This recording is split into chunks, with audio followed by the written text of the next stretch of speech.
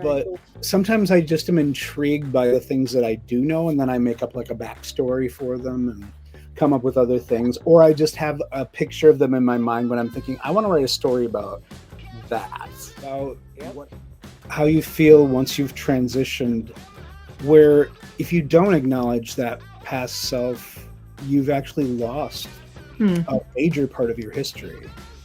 I want to be trustworthy, honest, considerate, and strong. It is.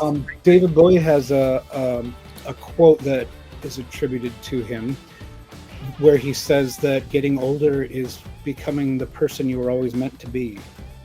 Yeah. And I think that's so true. Yeah, when I was 5, I lived with my mother and father and older brother. At least I could draw, I told myself. It was just me, my cats, and my imagination. Created protective cover, just enough where he could keep his underwear on.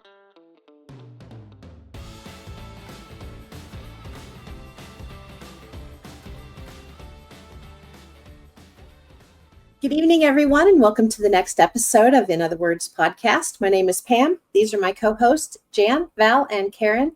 And tonight's guest is author Matt Corey. So, Matt, thank you so much for joining us. Thank you for having me. Absolutely. And I know Val has your bio, and he's going to read that for us. Yes, I met Matt at a trans festival back in March, had so much fun, made a lot of money, a lot of contacts, finding a lot of our audience group there, and they're eating his book up, and it's great, and I can understand why. So I will read Matt Corey's bio here from his novel, Out of the Blue Comes Green, which we will be talking about tonight. So, as you guys know, I'm a amputee. Give me a second here. But I think I have it. Okay. All right. M.E. Corey is a guitar player, high school teacher, and adolescent trauma survivor. Writing has always been his outlet to cope with feeling like an outsider. Out of Blue Comes Green draws on his own teenage experiences of suffering bullies, falling in love, and playing in a rock band while navigating being trans. When he isn't teaching or writing, he travels, walks his rescue dogs, and hangs out with the love of his life with whom he's raising a super cool kid with. That's wonderful. I love that. So much stuff I love about that.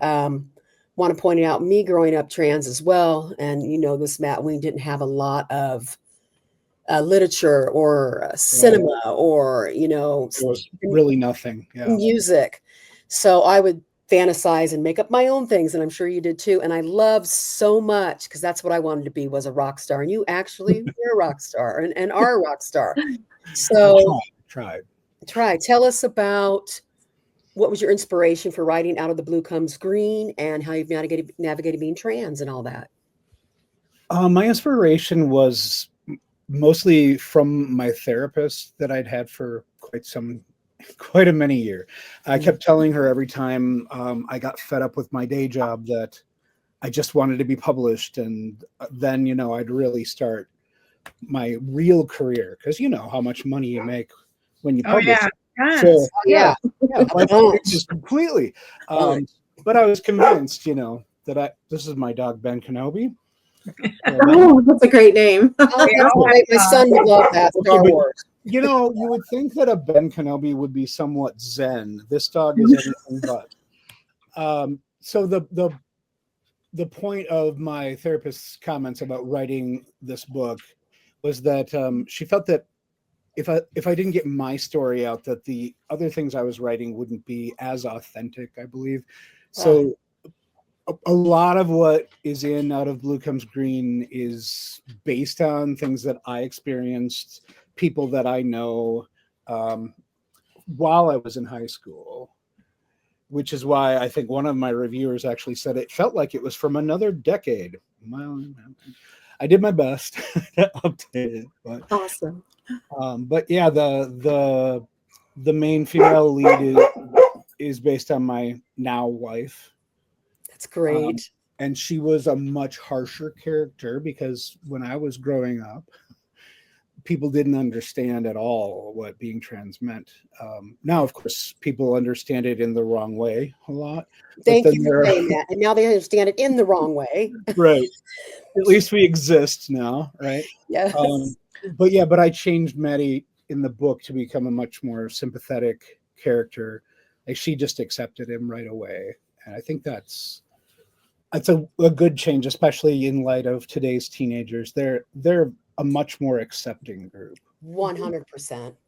Mm-hmm. Yes. Yeah. That's one of the things I like about the younger generation is they are so welcoming and so thankful. And like, we're elders in the gay community, Matt, Pam, we are, elders in the gay community, and they look to us for guidance and support. Yeah. And I just feel so honored to have these young people coming up. And I know you do too.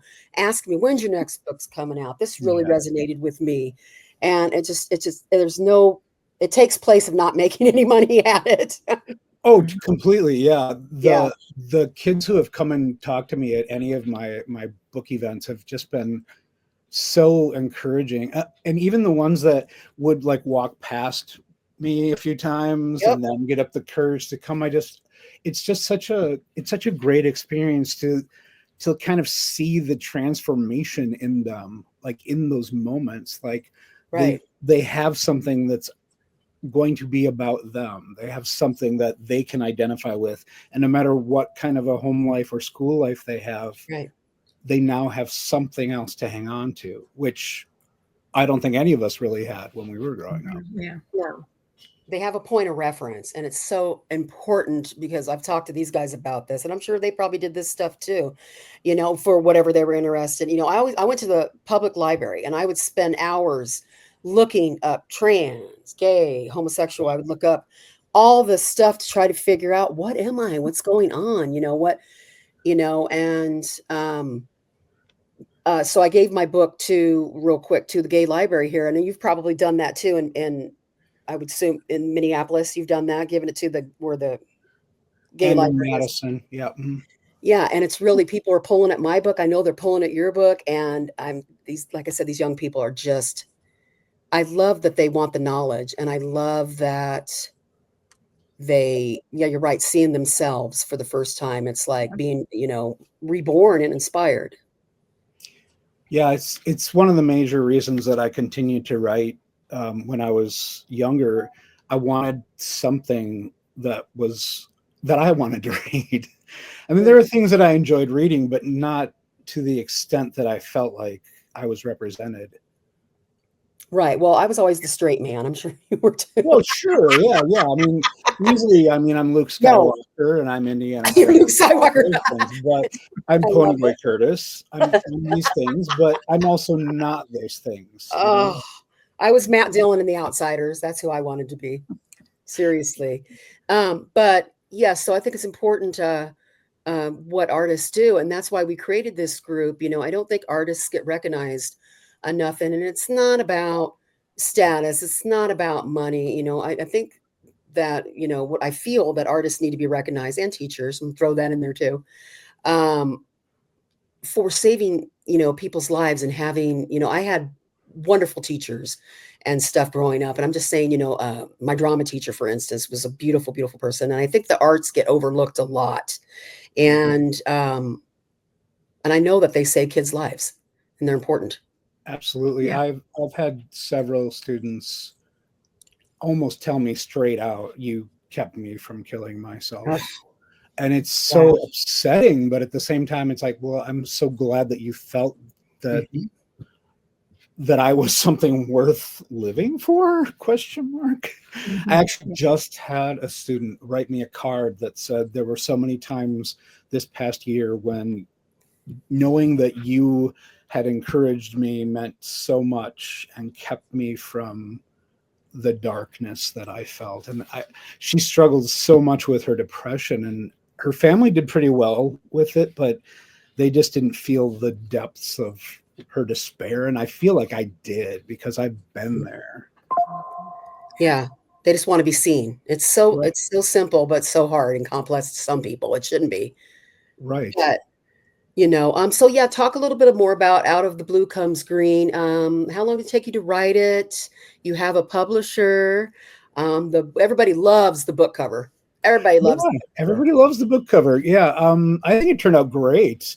Yeah. My publisher asked me, like, how do you see the cover of this book? And I said, well, I actually took a class where one of the things we did was we brainstormed what we would want on our covers. And I had a design that I sent them, that I found a picture online of a young person playing guitar in like the smoky stage setting with his back to the audience. And it was black and white, and I'd colored it, green instead of the black, so that it had, the theme with it. And they said that they really liked it, but they wanted to turn him around.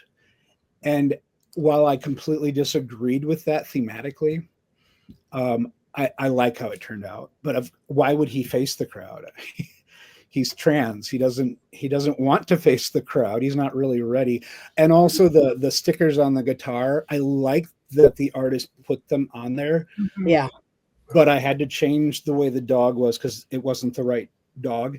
And there's no way this kid would have any kind of pride sticker of any shape or form on anything that he owned, because he didn't want to out himself. But for the selling of the book, is that too much information? No, No, not at all. That's important. I understand. We grew up living underground. Yeah. You had to survive. And that's what I was trying to tell trans kids at this festival too, real quick. I was like, because I had sorry, I'm going off on a tangent here, but I had this young kid come up to me that got kicked out of the military because he was trans, and he knew I was in the military. And he talked to me real quick. And I said, you know what? It's not safe for trans people to be in the military right now. That's what I'm telling all of them. Don't do it. Don't go in the military. Right. Stay away from it. That's my advice. But so I understand what you're saying. If you're trying to survive like that, how we grew up, you're not going to put the pink triangles and and all that stuff. You want to be hidden a little bit. Right, which is why I made the character Maddie into a supporter who wasn't afraid to have emblems on her body, Right, or on her bag that said, "Hey, I'm an ally. I don't have any problem with anybody. I think everybody's cool." And I think for my main character to realize that she had always known the truth was devastating more than it was comforting, because he just wanted to become male and not be trans, But totally understand that. Yep. But there's something about how you feel once you've transitioned, where if you don't acknowledge that past self, you've actually lost a major part of your history. Like I thought that it would be so easy to just rename myself and reinvent myself and just be a different person, but I miss being seen, because people don't. I mean, if you look at me, I just look so boring, run of the mill, and like underneath it all, I've got all of this angst and anger and anxiety, and I always am drawn to my students who are fringe kids or aren't accepted. They look at me like, why are you talking to me? You have a football game to get to or something? No, that's not who I am. And so it was interesting to me working on those two characters, Maddie and Nate, and trying to kind of figure out how is he going to determine who he's going to be, because he's not ready to accept who he is. He wants to become like all the other boys. And he doesn't see that it's not going to be that way, and that matters more, that it's not that way, which is actually where the title comes from.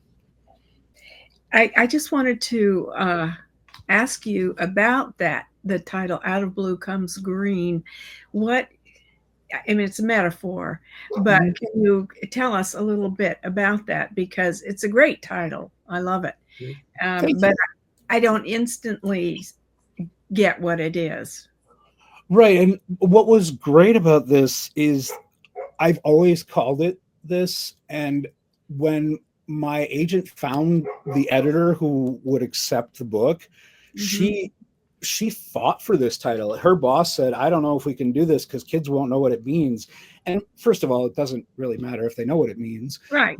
But but they wanted me to come up with something else. So my wife and I actually stayed up all night coming up with 10 different titles that might replace it. And luckily they didn't like any of them. And they said, well, let's just give it the title it's got and go with it. And that made me so, I mean, because, you know, as a up and coming writer, you always wonder, will I have any influence on the title? Will I have any influence on the cover?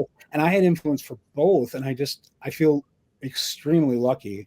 But the idea that the cover comes from, or excuse me, the title comes from when I was young, and I had an older brother, and my brother and I were like the best of friends for the longest time.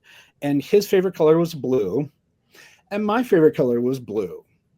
But whenever we like got things like shirts or towels for swim camp, or even when we went miniature golfing, he always got blue. And my mom didn't want me to also have blue. She made me have green because she thought, well, it's close enough. Mm-hmm. And so I kind of just made green my color because that's the kind of person I was. I'm like, this is what mom said, so I guess this is what I am. And I just kind of said, okay, I'm green. And the more I thought about it, the more I thought, well, that's kind of perfect, because what I am is based in blue, which is, of course, the traditional boy color nowadays.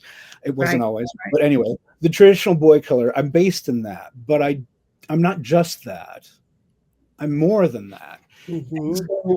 So, there's a song that's titled "Out of Blue Comes Green." It's by Aha, which is one of my favorite bands from the 80s. Yep. Mm-hmm. Yep. They've continued to make albums that have been popular in Europe for the last 20 some years.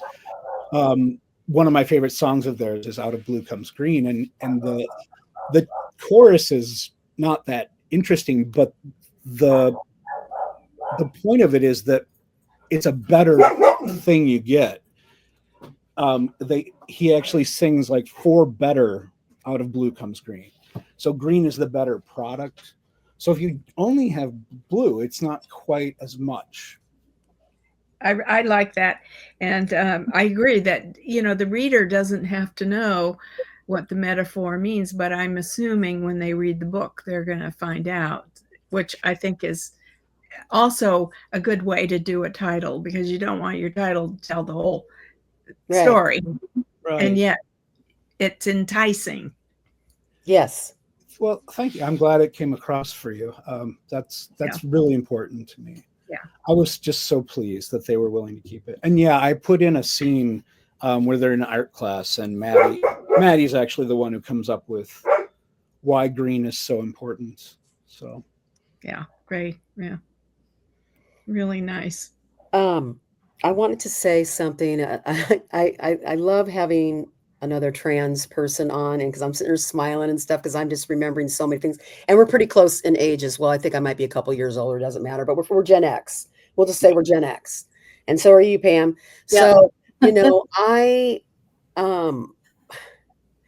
when I did research for Hunter, there's a lot of trans people that I interviewed, and there's some that didn't want anything to do with their birth name. It was all their chosen. They didn't want nothing to do with their past, nothing to do with any of that. And that's how I did my character, Kate. Now, when I did Hunter, which as we know, all of our authors sprinkle a little bit of themselves in all their characters. Hunter was a lot like me. I'm trying to move more away from that. But for me, growing up being trans, I had to integrate my Valerie side with Val, you know what I mean? And for me, that was a beautiful experience, because I couldn't let go of that history. So I understand, because it's made me everything that I am today. I couldn't let go of, you know, being born female, and I couldn't let go of, you know, all that stuff. It's just a part of me, just as being, you know, male is. So I love that you say that, and I think our experiences was kind of similar, and so I appreciate that. Yeah, well, that's important. I'm sure there's a lot of overlap. Yeah, a lot of overlap. Yes, Gen X and trans, very interesting experiences. Yes, latch kid key and get your stuff done, and yep. You know, I went to Catholic schools and wore dresses and hated it. I hated it. Oh, geez, yeah, all those events where you were expected to wear certain clothes. A wedding, a nightmare, funeral. Again, I want to say this because I'm a lot older than you guys. Yes. You were the last group to have that freedom in your childhoods, where your parents didn't know where you were. You could, you came home, but you could probably do. I was talking. I'm a psychologist, Matt, and I was talking to one of my clients who's your guys, and he's Gen X, and he said, "Hey, we had a lot of freedom. My mom never knew where I was, and blah blah blah. And it's so, and again, because I've just written a little short story about my own little bit parts of my childhood where we had tons of freedom, and I mean, did a lot of dangerous things that parents would never allow their kids to do now. But and again, I know everybody gets tired of hearing that, but it's important. I think it's important that you are that last generation who had that, I mean, and it's no accident to me that you guys were the ones who started to come out. Oh, look at Jan. Look at Jan. No, you're right, Jan. I agree. Jan. Yeah. Yeah. There's I've had a lot of discussions with psychologists over the years because I've needed lots of therapy.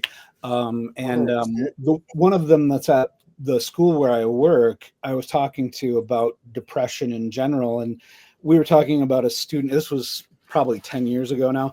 And I was saying, I understand this student is so depressed, but that doesn't mean they can't get their work done. Because in my day, my kids get really sick of. In my day, that wasn't a choice. You can have whatever emotional problems you want. You do everything you're supposed to do. So much stuff to do. You're going to join a club. You're going to get A's. You're going to do all of this stuff. It doesn't matter how you feel about it. Yeah. But you're going to join Girl Scouts. I was mad because I didn't want to join Girl Scouts. Sorry, yes. I was so mad I was joining Girl Scouts. I was like, no, I want to play baseball. I wanted to be in Boy Scouts with my brother. Yes. Yeah. I had to join Girl Scouts. I was pissed. Yes. Girl Scouts was, I was a Girl Scout too, but my brother became an Eagle Scout. Yeah. I mean, I was so jealous. It was it just wasn't fair. That world was not fair. It's so cool to be an Eagle Scout. I think they had a lot more fun than the Girl Scouts. That's for sure. Exactly. It was more fun for me, to be a boy than it was to be a girl. I mean, for me personally, and the women that are the most interesting. I mean, I'm just saying, like Jan and Pam and Karen and you guys all played with boys' toys, dug outside in the dirt, built stuff.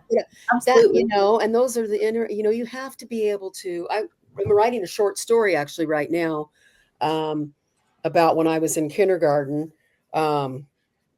semi-autobiographical, when I was in kindergarten, and you guys probably remember that, they made me go play with girls' toys. I was going over with the boys to play with the boys, and they're like, no, you go over with the girls to play. And I was like, what? So I started to be bad then. I'd wait till their back was turned and I'd be over there in the boys. I didn't want to play with the girls' toys. Yeah. I was actually taken to the principal's office with my best friend. I think it was in 3rd grade because he was a boy, and the principal had a talk with us that we had to make other friends because it wasn't okay for us to be friends. It wasn't okay. Oh my God. You're a boy and a girl. His parents must have talked to him too, because after that, he wouldn't talk to me except to make fun of me for the next 2 years. That's so sad, because that happens. That really does happen. And, when some teacher with wrong-headed, tells, no, you can't do that. And, oh my God, and not letting kids just be kids, because who knows what we'd all turn out to be if we were left alone to really play out who we are. Right. But at the same time, isn't it true that the experiences that we've all had growing up, where people have told us this is what you do, these have helped us to become stronger so that we can help other people today? That's a good point, Matt, and a good point too, Jan. Both of those are great points. Well, it is. It's very true. But remember, there are a lot of kids though who hear that and they don't have that kind of gumption, unfortunately.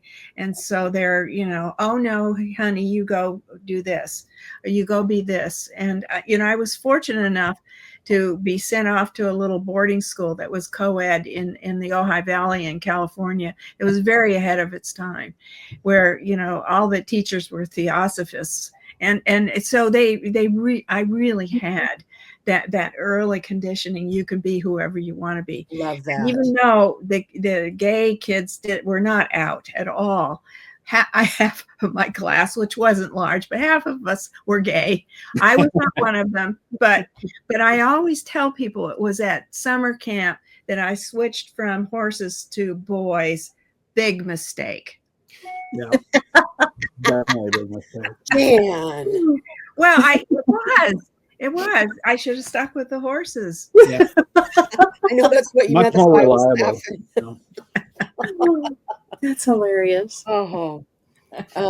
Pam, what do you got out of all this? Pam is our paranormal. Pam is our techie, our paranormal person. She can tell you some stuff. So Wait, if she's a paranormal, do you identify as vampire, werewolf? exactly. Because I'm accepting. Nice. I don't know. I'm on the spot. In general, it's all right. I was, just to interrupt everything, my next book is a paranormal story. It's about wow. Great. Tell us about it. Yeah. It's about a vampire zombie creature thing that's part of Norse mythology, and I made it like a Buffy the Vampire Slayer kind of story. Nice. But my main character's male because he has to be male. And Right. I'm trying to figure out the best way to include LGBTQ without being like, you know, every character has a thing, and I don't want to be too over the top with it all. But the whole idea of it is just like to have fun with killing demons. That's great. Oh, I Well, love that so much.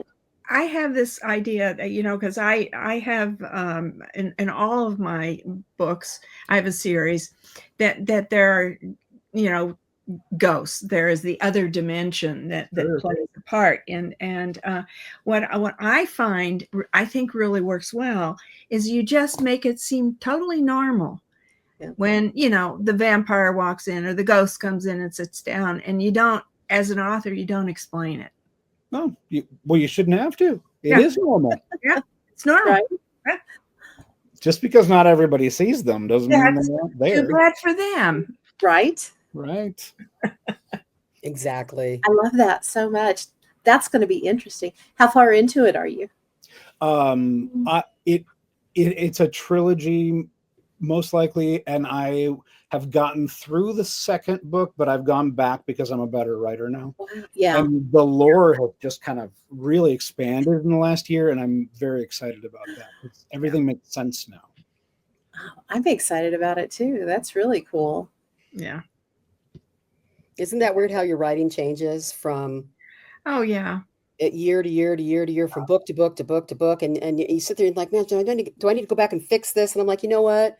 Because my first novel, you know, I feel like I could write so much better, but I'm like, I'm just leaving it because I don't have the time or energy. That's who I was at that think time. Go forward. Don't go back. Go forward. I Yeah. agree. Go forward. Go forward. Yeah. And as one of my friends always says, never go straight. Go forward. Yeah, always forward. Absolutely. Absolutely. Well, I'm sure we've all tried that one time, or I got a joke, one time or another, because we have everybody's neuroses pushed on us as children. So I had a boyfriend in high school, but my boyfriend, I liked his sister. Imagine that.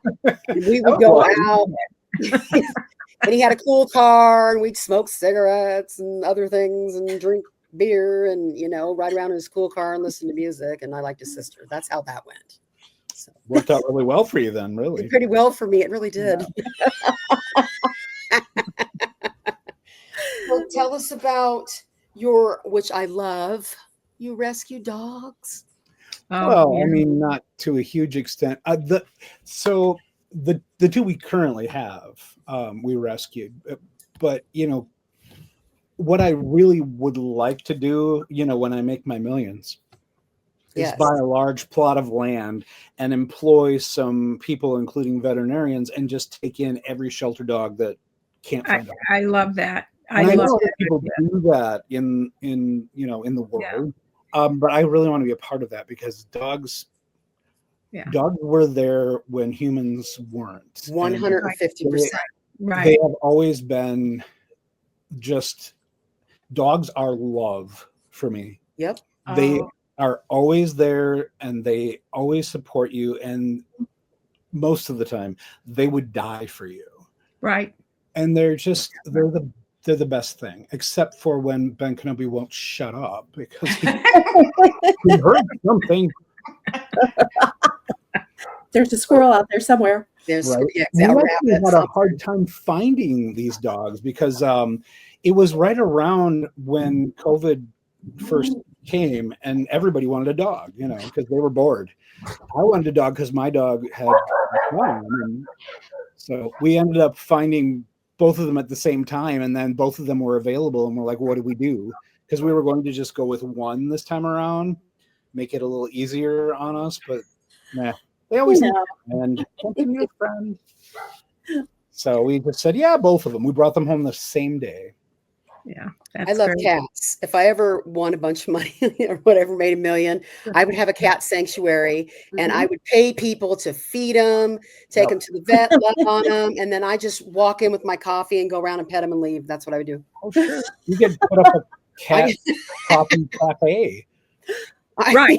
Right. There's the cat cafes are all over the place. Cat, I love them. We have one here in Des Moines. Yeah. Very. Oh my gosh. I love it. I'm sorry. Have you gone to it? Not yet, because it's just within the last 6 months, but I need to. You need to, but be warned because they're usually up for adoption. So, man, You'll go home with all of them. no, I can't. I have 4. I can't. Yeah. I can't do it. Mhm. I would want to take every one of them home with me. Yeah, that's the trouble. I can't do want it. them all. Yeah. And that's why I don't foster dogs, because every single one will be a foster fail. Foster fail. No way I could, keep a dog for a month or whatever and then say bye. No. No way. The dog's in my house. The dog is my dog. Yeah. my son, my cat passed away a couple of years ago now, and he's been after me too. He thinks I need an animal because I live by myself, and I'm like, actually, I'm really enjoying the peace and quiet right now. Yeah, there is something really freeing. There is, but I also don't want a kitten. I want an adult cat. Yeah, So, kittens are a lot of work. kittens are a lot of work. Yeah. Kittens are a lot of work. Puppies. So Yeah. I'm They're holding out. I adorable. know it's out there somewhere. So I always prefer the adult animals. yeah. And I love the stories that I see about people who purposefully go to whatever shelter and they choose the oldest dog or the dog that's been there the longest. And that's what I want to do, because those poor things have no love and they've done nothing to deserve that. No, they may have just lost their family or whatever, and they're just Yeah. alone. And oftentimes it's because their family was not supposed to have a dog and they didn't know how to love a dog, and I get really angry about those things. Oh, I do too. People that just give up on the dog. Oh, I got to move. What do you mean you're moving and you're not taking your animal with you? I know. You could form a nonprofit and then you could raise money. So that's the way to do it, is to, you set up a nonprofit for, dogs, cats, and then you can raise money. There's a guy on Instagram and he goes to, the shelters, and he'll go sit with the dog in the kennel with the dog. I've watched him. Isn't that cool? I could do that, I think. It's so wonderful. I could sit forever. Me too. Yeah.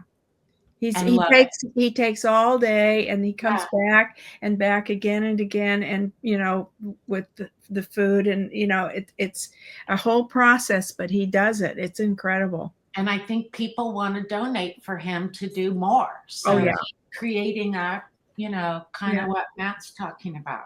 Right. That's neat. Right. So Matt, are you targeting towards young adults? Yeah, that's where I'm staying for a while at least. Yeah. I've always thought about writing for young adults, because that's why I think the whole concept is brilliant, but the cover is so brilliant. And I love where you started with the photo of the kid on stage. but this kind of, it gives it a level of real friendliness. I don't know. I'll think of a better word, but it's very inviting. I think it's relatable. It's Well, totally he's relatable. every kid. He's every kid. Yes. Almost gearing on a comic book, and I don't mean that in a bad way. I mean it in a really good way. Like, so I think the whole design of the cover is brilliant, and I can't wait to read the book. I think so too. I like what they've done with yellow, like by his mouth and then by the guitar at the bottom. Yes. I think that was clever. Yes. I was really only working with blue and green, but obviously you need yellow, which Yeah. Maddie points out in the book. But yeah, I like the cartoony aspect of it too, because so many YA books are doing that right now. Yeah. They always have popular types of covers that they go, and I was concerned because some of the ones I've seen that have this cartoony aspect are not my favorites, but this I think turned out great. And all of my students have just been like, "This is your cover. This is so fantastic!" And It's good. they designed me, not my students, my publisher designed me some stickers, and one of the 3 designs they had was just the kid, and I'm like, I don't know that anybody's really just going to want the kid. Everybody wanted him. Nobody wanted the name of the book, or the other one that said become the person you're meant to be, I believe is the line. And I think that one's the best one. And it is. It's great. And you've got to have yellow to make green. Of course. Yeah. Without yellow, you have no personality. Right. I was looking at some of the testimonials on the back of the cover, and I love it so much. I really feel right here. Author of Man Up, Kim McComb. Did I say that right? I hope. An honest story that emphasizes a person shouldn't have to conquer so many obstacles and win so many fights just to be their true and authentic self. An extremely relevant and timely book.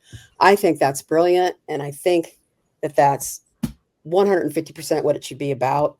And I love that you're, like I said, in the mentor LGBTQ community with me as well. And so talk about some of your future. You said you're going to be doing some paranormal, your second book, zombies and stuff like that. So what do you see yourself doing in the next couple years? And what are your hopes and aspirations, Matt? Well, my hopes, I mean, the zombie book is kind of more of like a fun thing. It's always kind of been in my head. But I really like how this book spoke to so many kids who needed it. And I feel like more books like this are needed. So I'm working on one that's about a gender nonconforming kid who meets another gender nonconforming kid and didn't know there were others because of where they grew up. And so I'm hoping to do the zombie book and the gender nonconforming book, and I want to do at least one more book about a trans boy, because I obviously understand that viewpoint really well, and I feel like this is a strange thing, and you don't have to necessarily agree with this philosophy, but it feels to me like the whole time I was growing up, men were more important, right? Men had all the privilege and everything. And then I was thinking, well, if I transition, then I'll have some of that too. And kind of like I do, but it feels to me like when men transition to being women, they still get the spotlight with being trans. Yeah. Like people don't pay attention to trans men as much as they pay attention to trans women. And like, how does that work? Oh, well, that's it. That doesn't make any sense to me. But so I was thinking about doing a book about a trans girl who's doing sports and how they're getting attacked and everything like that. And I was doing some research, and I'm like, I don't think I can write that viewpoint. It seems like it should be just right, adjacent to where I am, but it's not. Because there hasn't been more than maybe 2 days in my life where I've thought, oh, it's really nice to be a woman. I don't think that I could pull that off. I mean, how am I going to have a I character? totally understand that, Matt. Yeah. How am I going to do that point of view? I mean, I have I no love women, reference. don't get me wrong, but Well, Matt, you said in the beginning, people understand it in the wrong way, and you know what I think is that about trans men, the thinking, oh, but you were a woman, so that's really who you are. right. So you don't get that privilege thing that, I mean, I sure grew up with it. I saw how the privilege my brother got, but on the other hand, as I've gotten older, I realized I also had a lot of freedom. Nobody expected anything of me. Jan's like, I can create my own path. They thought I was retarded. My stepmother used that word. She's retarded. And I thought, yeah, I'm not going to tell her otherwise. Wow. They're going to let me alone. And they did? Oh, yeah. They weren't And look at terribly you interested in what I was doing. That's so sad, though. Well, of course it is. sad. But again, in my generation and the way it worked out, and I do a lot of that retrospecting, that it was good for me. But you're right. I had quite a difficult childhood. And my husband, who says, how in the world did you come out of that childhood? But and I still to this day hear that from him. Yeah. What other choice were you given? Yeah. I wasn't given any other choice. Yeah. Right. Yeah, I think we tend to, as we get older, make sense about our childhood as much as we can. Sure. And while we have like the trauma story, we also have but if it weren't for that, I wouldn't be this. 100%. Wouldn't be where I am now. But I do tell people, and I'm a psychotherapist, and I've told people, they said, well, are you trying to say that my, horrible childhood, it was really a good thing? And I said, no, I would never, ever say that. Right. Never. No, of course not. But there are so many things that I look back at as the worst things that happened to me. Right. And I am thankful for going through it, because I have so much more strength now than I could have had if I hadn't gone through. I wouldn't want to do it again. Yeah, I know exactly what you're talking about. Yeah. But the really, really difficult parts were the things that have most made me who I am. And I think that's always true, isn't it? It's always true. Yeah, it is. David Bowie has a quote that is attributed to him, where he says that getting older is becoming the person you were always meant to be. Yeah. And I think that's so true. And doing everything that's not you. Right. You've given up all the things that didn't quite fit. And now you are who you are. Right. And David Bowie's brilliant. Anyway, he was ahead of his time. He's my man. Yeah. He was ahead of his time. Yeah. Just on in the every wall aspect. right there. Oh, Yes. Nice. Brett Morgan's biopic that he made. I actually was exchanging comments with Brett Morgan for a little while on when it was Twitter. So we don't acknowledge X, but fantastic movie. Yeah, Bowie was actually his music and his attitude were what saved me from my adolescence, I think. Love it. It's great. Yeah. 100%. So go ahead, Pam. Sorry, go ahead, Pam. So I just had a quick question. So on the book that you wrote, Out of Blue Comes Green, were there like any scenes or chapters that were like particularly difficult to write or rewarding to write? Do any of them really stand out?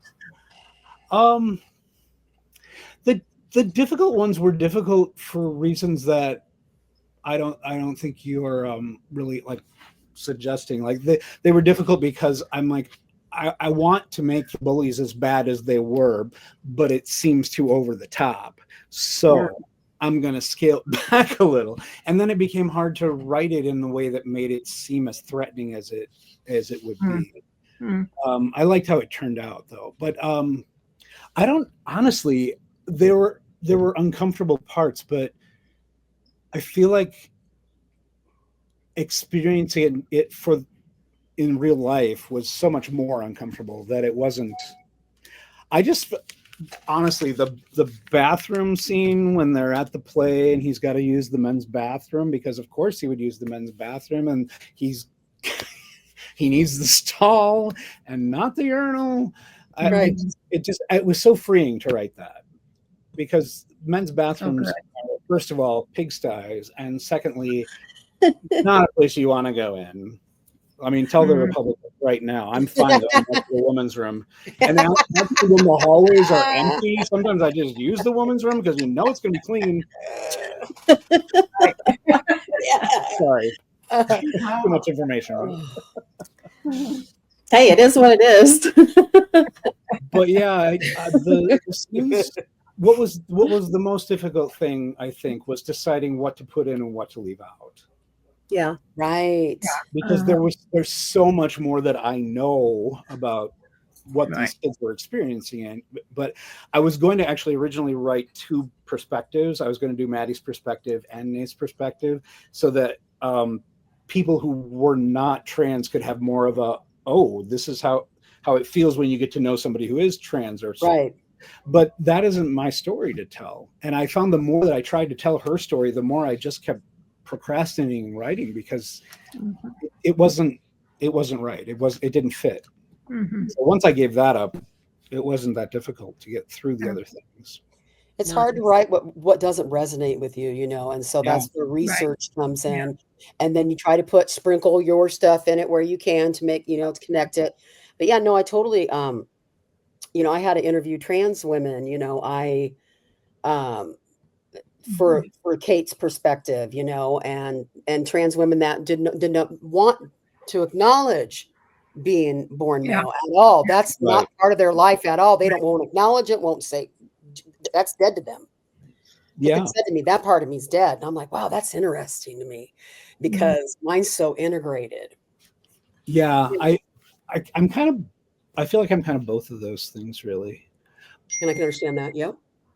I just keep, the more I have the male experience, the more I'm like kind of glad I didn't have a lot of the male experience, because boys are so much crueler in so many ways. Girls are emotionally cruel.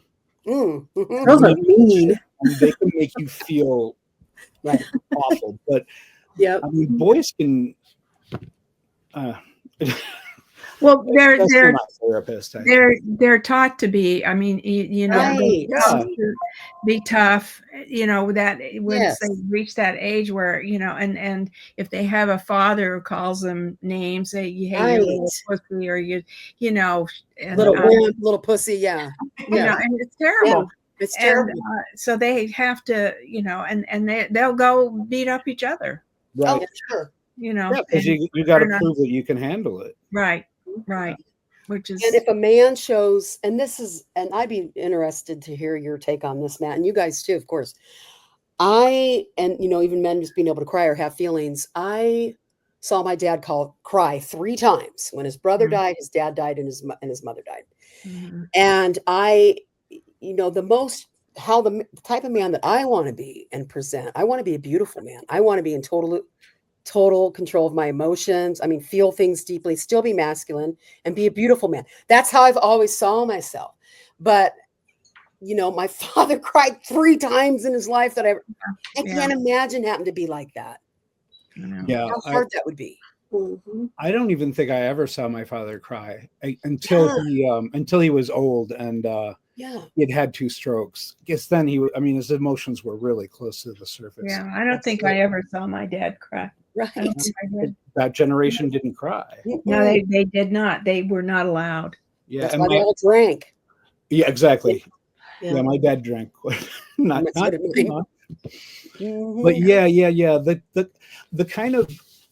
The kind of man I want to be is just, I want to be trustworthy, honest, considerate, and strong. Absolutely. Because I think that so many things for today's men get pushed aside so we can just make sure that we've got strong and aggressive and hypersexualized. Right. And these aren't things that I value. Strength is important, but not in the way that Well, so look, many men make it. look at these idiots who are running the country right now. I couldn't know? say more about them. I mean, there's so much that when my students ask questions about, well, what's going on with this? Or can you give me an example of this? And I want to say, well, if you look right now at what's happening in the White House, you can't say that. There it is. You know, look no farther. Mm-hmm. Oh, yeah, you can't. And yeah, especially with what DEI and just all that, you know, taking away all that. I mean, sure. Wiping away all of that because that's strong, right? We can't accept Right, anybody right. but the white man, right. because that's strong, but it's not, because No. all of that's obviously based on fear, right? Mhm. Absolutely, it is. Yeah. 100%. Yeah. So what I try to emulate for my students, both male and female, is that I'm going to be completely honest with you about everything I possibly can be honest with you about. Yeah. And I'm going to show you that it's okay to love animals and trees and the environment, because they're getting such a mixed message, right? Their generation is saying we have to care about the planet. We have to make sure that this happens and this happens. And then toxic masculinity is saying we don't care about the planet. Let's pollute as much as we can. Right. Drill, baby, drill. So excess. It's this ugly, ugly manhood that shouldn't be that ugly. So, Val, we got to bring back the beautiful man. That's why I'm coming to be chivalrous and kind and gentle and loving and loving. And that's the type of man that I've always wanted to be and that I emulate.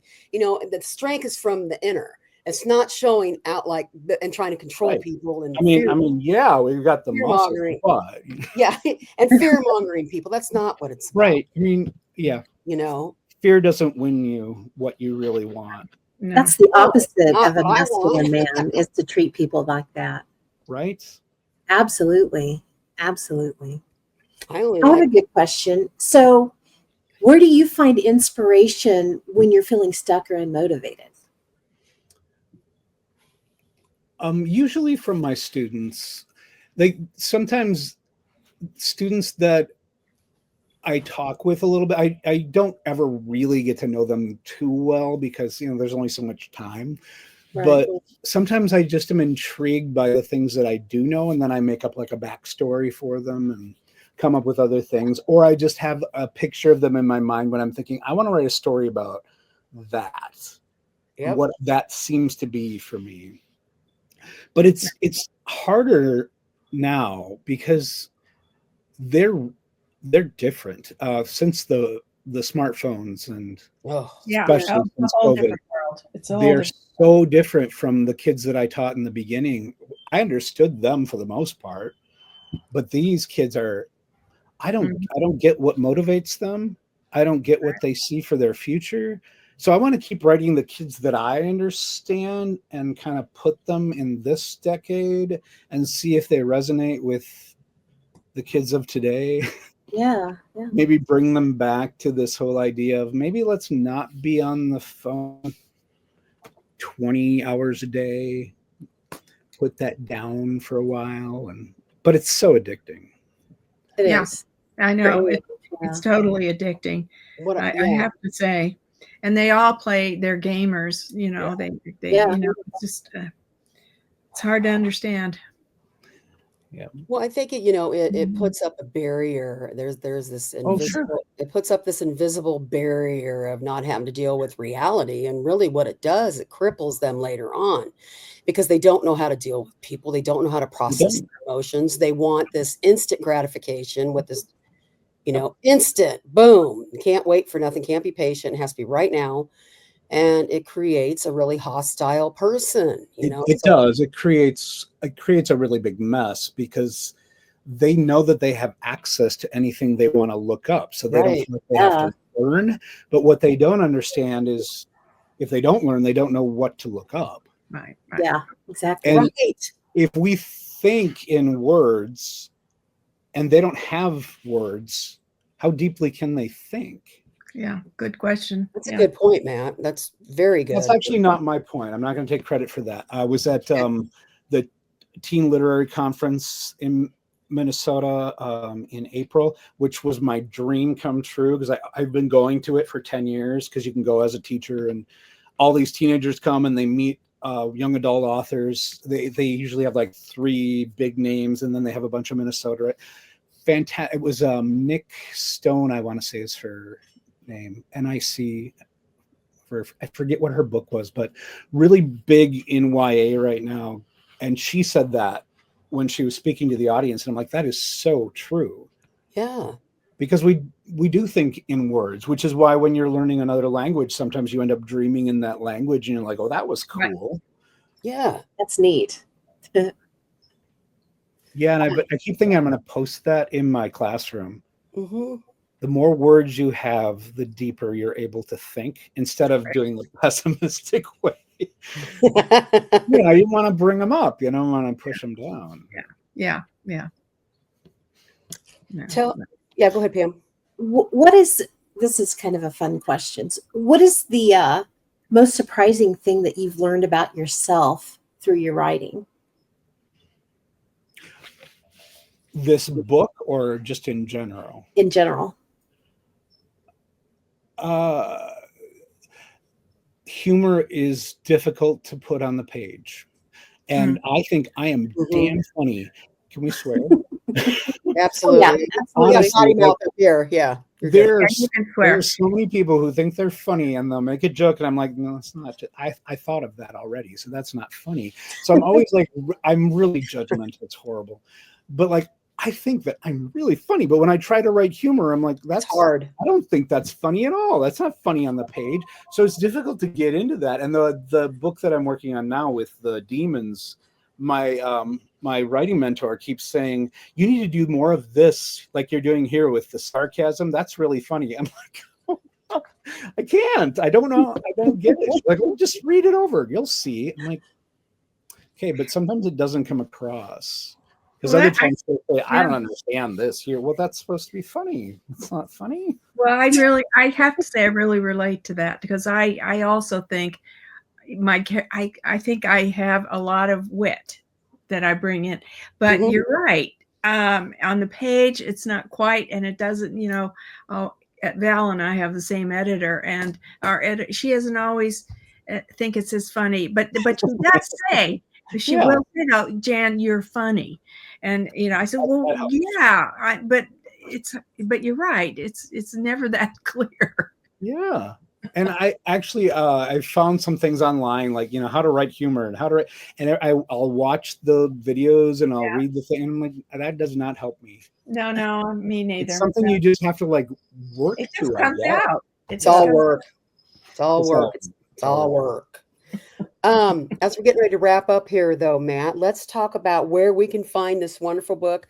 Out of the Blue Comes Green. Where are your socials? Where's it at so people can buy it? There it is. So I'm on Instagram mostly. What is my handle? I believe it's Matthew Corey 1. It's on the back of my bookmark, which I don't have with me right now. Okay. I'm on Instagram. If you search for me, I think it says Matt Corey, but then it also says M.E. Corey, author of Out of Blue Comes Green. And I was published by Page Street, who's a subsidiary of Macmillan. And so if you look at Page Street YA, I'm on their page too. They publish some fantastic stuff. Nice. They're going for diverse voices, so they've got all sorts of interesting things. Great. And I do have a website. It's mecorey.com, where I post like where I'm going to be and what's coming next and things like that. Are you getting a newsletter? I was just telling these guys that over Pride this weekend, I did a newsletter, and I'm telling you, that's still the way to go. I love it. I'm sending out about my book coming out in September. Do you do an email list, Matt, as well? I have an email list, and I keep forgetting to use it because it's kind of new. But I've got like an Iowa list from when I was in Des Moines. Mm-hmm. And then I've got like a Minneapolis list from when I was at Pride last year. So I'm like, do I put them together or do I assume that they won't be going to the same events because they're in 2 different states? Oh, put them together for sure. Absolutely. That's your bread and butter is in your email list. That's what that Pam knows. There you go. Yeah. Matt, it was so nice to meet you. Yeah. I am so glad we finally got to connect again. It was so fun seeing you in March. I hope to see you next year there. Are you Oh, gonna I be there hope next to year? be there. Yeah, I hope to have news about some impending publication as well. Yes, I'll have my new novel out by then. Great. So yeah, it was really, really nice to see you. Keep up the good work. Matt Corey, Out of the Bloom Comes Green. Yeah, so thank you so much and keep in touch.